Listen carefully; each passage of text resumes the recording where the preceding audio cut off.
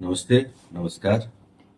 म डाक्टर दिपेन्द्र महतो, नगर प्रमुख गोसला नगरपालिका महोत्तरी। म आज एउटा असफलताको कथा लिएर आएको छु।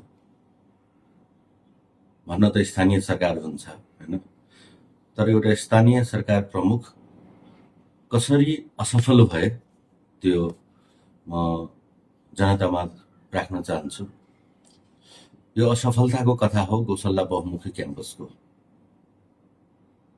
लगभग 12 वर्ष पहिले स्थापना भएको गौसला बहुमुखी क्याम्पस स्थापना गर्ने सबै सहयोगी हातहरूलाई धन्यवाद दिन चाहन्छु। कलेज स्थापना भयो, चल्यो, केही वर्ष चल्यो। त्यसपछि मननगर प्रमुख निर्वाचित भइसके पछाडि अध्ययन गर्दा त्यो कलेज पूर्ण रूपले बन्द भइसकेको थियो। त्यसपछि हाम्रै समाजका यही महोत्तरी क्षेत्र नम्बर 1 का जिम्मेवार व्यक्तिहरूले यो जिम्मेवारी मलाई दिनुभयो कि अब गौसला नगरपालिकाले गौसला बहुमुखी क्याम्पस चलाउने। मैले बजेट राखेँ। त्यो बजेट मैले मात्र राखेर होइन कि नगरसभाबाट पास भएको बजेट।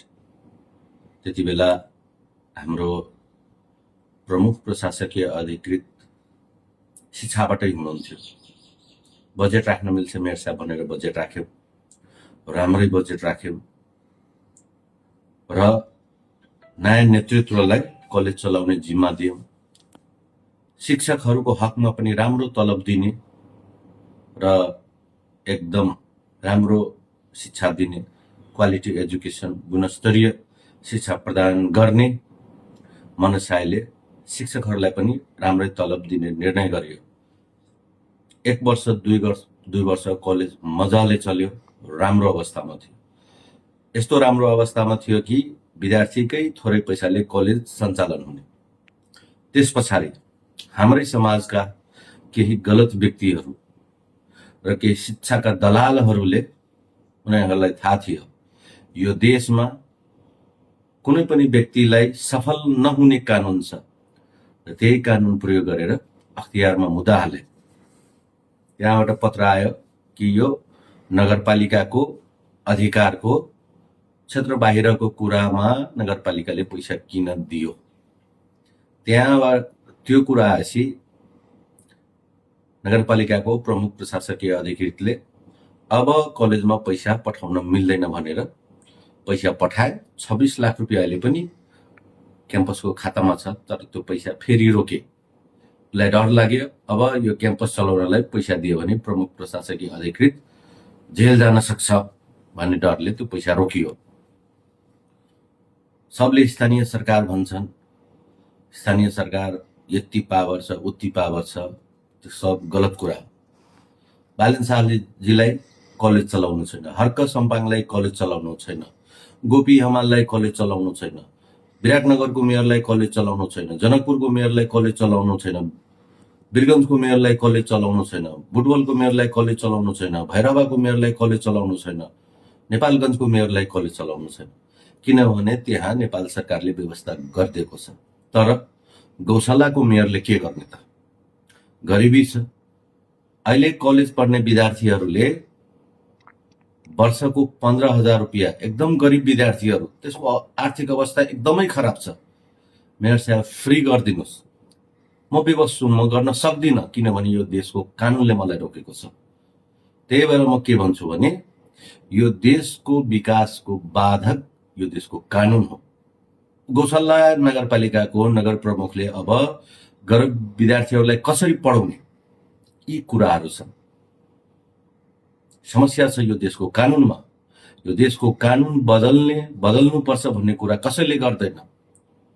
म के भन्न चाहन्छु भने यसरी देश चल्दैन। कुरा रह्यो गौसला बहुमुखी क्याम्पसको। सबै बाटो बन्द भइसकेपछि, सारा बाटो बन्द, मैले त्यहाँ जजलाई पढाउन राखेँ, पदमा राखेँ। मैले राजनीति गरेन, न मैले कुनै जातपातको कुरा गरेँ, तर त्यहाँ भएका केही व्यक्तिहरू असफल भए, उहाँहरूलाई मैले निकालिदिएको छु।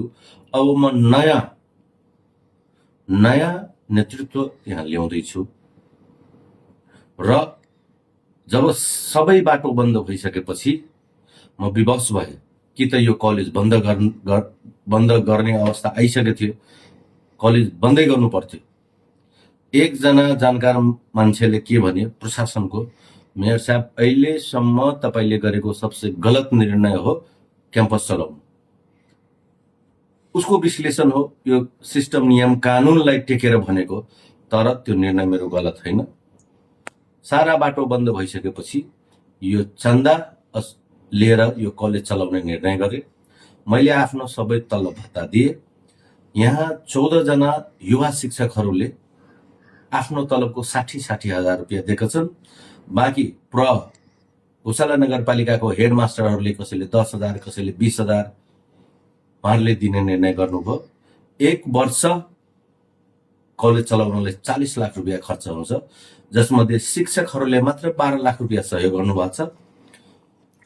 त्यस पश्चात मेरो तलब भत्ता बाहेक हाम्रो घोषाला नगरपालिकाको ठुल्ठुलो व्यापारीहरू जो काठमाडौँमा बसिरहनु भएको छ, हाम्रो बेचन थापाजी वार्ड नम्बर 8 को, उहाँले मेयर साहब हामी कलेज चलाउनलाई आर्थिक सहयोग दिन्छौँ, चन्दा दिन्छौँ भन्नुभएको छ।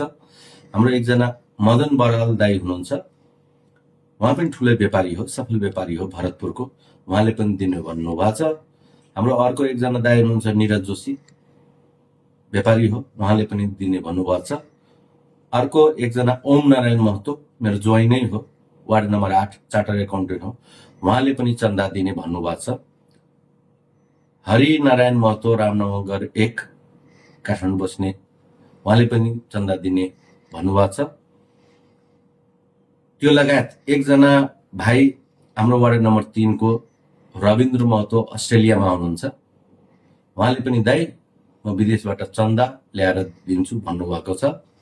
अर्को मेरो गाउँको एकजना भाइ, कान्छो भाइ, एकदम बच्चा, विदेशमा लेबरको काम गर्छ, उमेश राम, भैया म पनि पैसा पठाइदिन्छु भनेको छ हैन। यसरी चन्दा उठाएर हामी कलेज चलाउँदैछौँ र हामी सफल पनि हुन्छौँ। त्यो लगायत अरू पनि धेरै सहयोगी हातहरू छन्।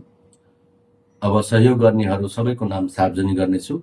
सबैको सहयोगले कलेज फेरि पनि सञ्चालनमा राम्रो चल्दैछ। विगत वर्षभन्दा यहाँ त के हल्ला फैलाइयो भने कलेज बन्द भइसक्यो। म जानकारी गराउन चाहन्छु, पोहोर सालको भन्दा यसपालि बेसी विद्यार्थी भर्ना भएको छ। पहिला वैशाखसम्म रेजिस्ट्रेसन टाइम थियो, यसपालिलाई त्रिभुवन विश्वविद्यालयले यही महिनाको अन्तिमसम्म मात्र रेजिस्ट्रेसन टाइम राखेको छ। त्यही भएर म पुरै महोत्तरी जिल्लाको विद्यार्थीहरूलाई अनुरोध गर्न चाहन्छु, तपाईहरू गौशाला बहुमुखी क्याम्पसमा एडमिसन लिनुस् फटाफट। तपाईहरूको भविष्य राम्रो हुनेछ। नयाँ टिमले अब कलेज सञ्चालन गर्दैछ, पढाइ राम्रो छ र गौशाला बहुमुखी क्याम्पसमा पढ्ने सबै विद्यार्थीलाई हामीले लोकसेवा आयोगको तयारी कक्षाको निशुल्क पढाइ हामी गर्छौँ, पहिलादेखि गर्दै आएको हो। हामीले गौशाला बहुमुखी क्याम्पसमा पढ्ने सबै विद्यार्थीहरूलाई निशुल्क रूपमा 1 पैसा नलिकन लोकसेवा तयारी कक्षाको पनि हामीले क्लास दिन्छौँ र यो समाजका समाजसेवीहरू, शिक्षा प्रेमीहरूलाई के भन्न चाहन्छु, 1 वर्ष मात्र गाह्रो छ गौशाला बहुमुखी क्याम्पसलाई। सबैजनाहरू सहयोग गरिदिनुहोस्, चन्दा दिनुहोस्। भ्रष्ट र यो गौशाला बहुमुखी क्याम्पसहरूलाई बर्बाद गर्नेहरू, डुबाउनेहरू बन्द होस् भन्ने चाहना राख्नेहरू, तपाईहरूको पैसा चाहिएको छैन। हामी पवित्र मान्छेहरूको सहयोगले यो कलेजलाई एकदम माथिसम्म लैजान्छौँ। र अर्को कुरा म के भन्न चाहन्छु भने, यो कलेजको प्रगतिले घोषाला नगरपालिकाको अर्थतन्त्रमा राम्रो प्रभाव पार्नेछ। जस्तो कि मानौँ अहिले आउने 2 वर्षमा 500 विद्यार्थी भयो भने यो विद्यार्थी गौशाला बजारकै कसै न कसैको घरमा बस्नेछ र त्यो मान्छेलाई आर्थिक लाभ हुनेछ। उनीहरूले नुन, तेल, तरकारी, लुगाफाटा सबै गौशाला नगरपालिकाकै किन्नेछ र यसको असर हरेक व्यक्तिमा, किसानमा, गौशाला व्यापारीमा पर्नेछ र सबैको आर्थिक उन्नति हुनुभएको हुनाले कुनै पनि ठाउँ विकास गर्नलाई सबसे पहिले त्यहाँको शिक्षा र स्वास्थ्यमा आमूल परिवर्तन ल्याउनुपर्छ र त्यो ल्याउन सकियो भने आर्थिक विकास नभएको हुनाले सम्पूर्णमा अनुरोध गर्न चाहन्छु कि यो गौशाला बहुमुखी क्याम्पसलाई बचाउँ, सबैजना सहयोग गरौँ। यसैले यहाँको गरिब विद्यार्थी जो बाहिर गएर पढ्न सक्दैन, अन्तै गयो भने उसले घर भाडा तिर्नुपर्छ, क्याम्पसको फी तिर्नुपर्छ र अहिले पनि विगतको वर्षमा 20,000 जुन फी थियो त्यसलाई घटाएर 15,000 गरेको छु र म गौशाला बहुमुखी क्याम्पसको टिमलाई धन्यवाद दिन चाहन्छु, अल द बेस्ट भन्न चाहन्छु र हाम्रो नागरिक समाजलाई यो कलेजलाई बन्द नहोस् भनेर तपाईहरूको सहयोग चाहिएको छ। मेरो पदबाट र यो कानुनले दिएको भए यो सहयोग कसैले गर्नु पर्थेन, तर यो पद, यो कानुनले मेरो हात बाँधेको छ र संहितालाई बर्बाद गर्ने यो देशको कानुन नै हो, त्यति भन्न चाहन्छु। म संहिता पक्षधर नै हो र संहिता चाहिन्छ भने वकालत गर्ने मान्छे पनि हो। त्यही भएर सबैजना मिलेर गौशाला बहुमुखी क्याम्पसलाई जोगाउँ। धन्यवाद, नमस्कार।